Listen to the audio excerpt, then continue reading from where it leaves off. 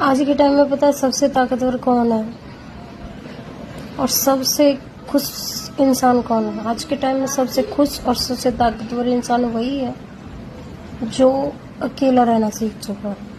क्योंकि ना ये दुनिया इतनी ज़्यादा बदल चुकी है कि ना लोग साथ तो होते हैं पर साथ होते नहीं। बस वो फिजिकली हमारे पास हैं, हमारे साथ चल रहे हैं, पर दिल से कोई किसी का साथ नहीं देता।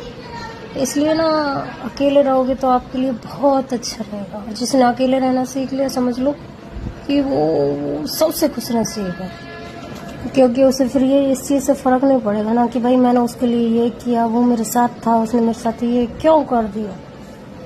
खुश रहोगे सबसे बेस्ट। खुद के अंदर ढूंढो अपनी खुशी, दूसरों से